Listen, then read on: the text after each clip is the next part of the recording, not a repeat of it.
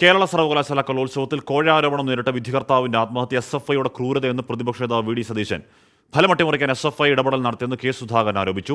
കോഴാരോപണം നേരിടുന്ന നൃത്ത അധ്യാപകർ ഹൈക്കോടതിയിൽ മുൻകൂർ ജാമ്യ ഹർജി നൽകി. സംഘർഷങ്ങളെ തുടർന്ന് നിർത്തിവെച്ച കലോത്സവത്തിന് തുടർ നടത്തിപ്പിൽ നാളെ തീരുമാനമുണ്ടാകും. കേരള സർവകലാശാല കലോത്സവ വിധികർത്താവിന്റെ ആത്മഹത്യയിൽ SFIക്കെതിരെ രൂക്ഷ വിമർശനമാണ് പ്രതിപക്ഷ നേതാവ് ഉന്നയിച്ചത്. SFI ആണ് അക്രമം അഴിച്ചുവിട്ടത്.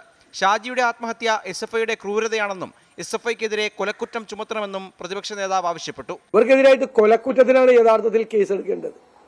മുഖ്യമന്ത്രി പിണറായി വിജയൻ ഇവർക്ക് ഒരുക്കി കൊടുത്തിരിക്കുന്ന തണലാണ് ഈ ക്രിമിനലുകൾ ഇങ്ങനെ കേരളത്തിൽ അഴിഞ്ഞാടിക്കൊണ്ടിരിക്കുന്നത്.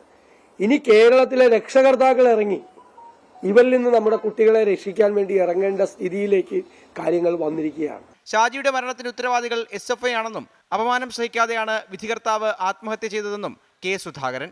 ഈ പറയുന്ന പാപം മനുഷ്യന്റെ മരണത്തിനും ഉത്തരവാദി SFI ആണ്. യൂണിവേഴ്സിറ്റി കലോത്സവത്തിൻ്റെ അകത്ത് മാർഗം കളിയിൽ അവർ പറഞ്ഞ ആൾക്ക് ഒന്ന് ഫസ്റ്റ് കൊടുക്കാനും സെക്കൻഡ് കൊടുക്കാനും ആവശ്യപ്പെട്ടപ്പോൾ ഇദ്ദേഹം അത് നിഷേധിച്ചു എന്നാണ്. ഞാൻ തിരുവനന്തപുരത്ത് വിളിച്ചു, ഇദ്ദേഹത്തോടൊപ്പം വർക്ക് ചെയ്ത അധ്യാപകരെ വിളിച്ചു. അവരൊക്കെ എന്തൊക്കെ പറഞ്ഞു, ഒരു കുറ്റവും അവർ ചെയ്തിട്ടില്ലെന്ന് മാത്രമല്ല നിഷ്പക്ഷമതിയാണ് അയാൾ. ഇതുവരെ അയാളെ പറ്റി ഒരു പരാതി ഉണ്ടായിട്ടില്ല. പക്ഷേ പരാതി SFIക്കാർ ഉണ്ടാക്കിയതാണ്. ഇയാളെ തല്ലി എന്ന് പറയുന്നുണ്ട്, ഇദ്ദേഹത്തെ തല്ലി. വിധികർത്താവിന്റെ ആത്മഹത്യ ദൗർഭാഗ്യകരമെന്നും കലോത്സവത്തിൽ പ്രശ്നങ്ങൾ ഉണ്ടാക്കിയത് നുഴഞ്ഞു കയറിയവരാണെന്നും ഉന്നത വിദ്യാഭ്യാസ മന്ത്രി R. ബിന്ദു. യുവജനോത്സവങ്ങളൊക്കെ വളരെ സൗഹാർദ്ദപരമായിട്ടാണ് നടക്കേണ്ടത്. ഇത്തവണയും സംഘാടകരുടെ ഭാഗത്തുനിന്നുണ്ടായ എന്തെങ്കിലും പ്രശ്നമല്ല, നുഴഞ്ഞു കയറി ആരോ ഉണ്ടാക്കിയിരിക്കുന്ന ഒരു പ്രശ്നമാണ്. അപ്പൊ എന്താണ് സംഭവിച്ചത് എന്നുള്ളതിനെ കുറിച്ചുള്ള കൃത്യമായ ചിത്രം പോലീസ് അന്വേഷണം പൂർത്തീകരിക്കുമ്പോഴേ നമുക്ക് മനസ്സിലാക്കാൻ സാധിക്കുള്ളൂ. സംഭവത്തിൽ SFIയുടെ പങ്ക് വിശദമായി പരിശോധിക്കണമെന്ന് KSU ആവശ്യപ്പെട്ടു.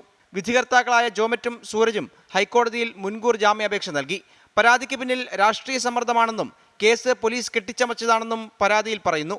സംഘർഷങ്ങളെ തുടർന്ന് നിർത്തിവെച്ച കലോത്സവം പുനരാരംഭിക്കുന്നതിൽ നാളെ സർവകലാശാല സിൻഡിക്കേറ്റ് യോഗം തീരുമാനമെടുക്കും. 24 തിരുവനന്തപുരം. അത് ഈ കലോത്സവത്തിൽ മാത്രമേ പോയ കലോത്സവങ്ങൾ ഉണ്ടായിരുന്നോ, സ്ഥിരം പരിപാടിയാണോ, അതിനൊരു സംഘമുണ്ടോ, ആരൊക്കെയാണ് സംഘത്തിലുള്ള തുടങ്ങിയ കാര്യങ്ങളൊക്കെ വിശദാന്വേഷണത്തിൽ വരട്ടെ. കാര്യം നമ്മുടെ കലോത്സവത്തിന് ക്രെഡിബിലിറ്റിയെ ഒക്കെ കളയുന്നതാണ്. അപ്പോഴും ആത്മഹത്യ ദൗർഭാഗ്യകരമാണ് താനും. സതീഷ് കുമാർ പറയുകയാണ്, ഹാഷ്മി എപ്പോഴാണ് മത്സരിക്കുന്നത്, എന്നിട്ട് വേണം എനിക്ക് വോട്ട് ചെയ്യാൻ നാട്ടിലോട്ടെന്ന് വരാൻ. കാരണം നാട്ടിലോട്ട് എന്തായാലും അവന് വിളിക്കണം, വോട്ടൊന്നും ചെയ്തില്ലെങ്കിലും എനിക്കൊരു ചായയും ഒരു ഉള്ളിവടയും മേടിച്ചാണ് അല്ലേ. അപ്പോൾ തിരികെ നമ്മുടെ പ്രേക്ഷകരെ, സമയം ഇപ്പോൾ 1 മണി കഴിഞ്ഞ് 25 മിനിറ്റ് 38 സെക്കൻഡാണ്. ചെറിയൊരു ഇടവേള.